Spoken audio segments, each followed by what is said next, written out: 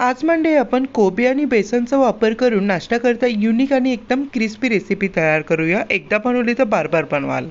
सर्वप्रथम एका बाउलमध्ये आपल्याला एक मीडियम साईजचा कांदा बारीक चिरून ऍड करा, बारीक चिरलेली कोथिंबीर, बारीक चिरलेली मिरची, एक मोठा चमच इतके अद्रक लसूण पेस्ट, एक चमच जिरे आणि 250 ग्राम इतका कोबी आपल्याला या पद्धतीने छानपैकी ग्रेट करून ऍड करायचा आहे। तुम्ही इथे कोबी बारीक चिरून देखील ऍड करू शकता। कोबी छान प्रकारे ग्रेट करून झालं की दुसऱ्या बाउलमध्ये आपल्याला 1 कप इतकं बेसन, अर्धा कप इतकं तांदळाचं पीठ, तसे मसाल्यामध्ये लाल तिखट, हळदी पावडर, धनिया पावडर, तसे 1 साचे इतका मॅगी मसाला ऍड करायचा आहे आणि चवीप्रमाणे मीठ ऍड करून 1 कप इतकं पाणी ऍड करायचं आहे। आता हे सर्व मिश्रण आपल्याला छानपैकी व्यवस्थित मिक्स आउट करून या पद्धतीने बॅटरची स्लरी तयार करायची। जास्त पातळही नको, जास्त जाडी नको, या पद्धतीने मीडियम टाईप आणि छानपैकी कोबीमध्ये ऍड करून द्यायची आहे स्लरी। आणि छान प्रकारे यामध्ये आपल्याला सफेद तीळ ऍड करायचे आणि छानपैकी हाताने मिक्स आउट करून घ्यायचं आहे। हे बघा, बॅटर या पद्धतीने आपल्या मीडियम ठीक करायचं, जास्त पातळ झालं पाहिजे आपलं बॅटर। जर पातळ झालं तर त्यामध्ये आपण थोडंसं बेसन ऍड करू शकता।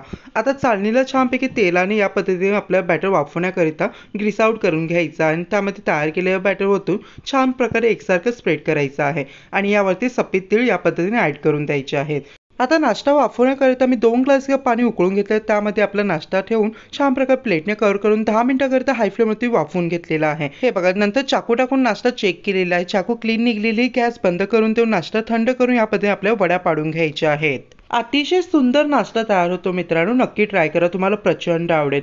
सो हे बघा मंडळी, किती सुबक आणि सुंदर वड्या तयार झालेल्या आहेत। तुम्ही हा नाश्ता असाही जर तुम्ही डाएट फॉलो करत असाल तर एन्जॉय करू शकता।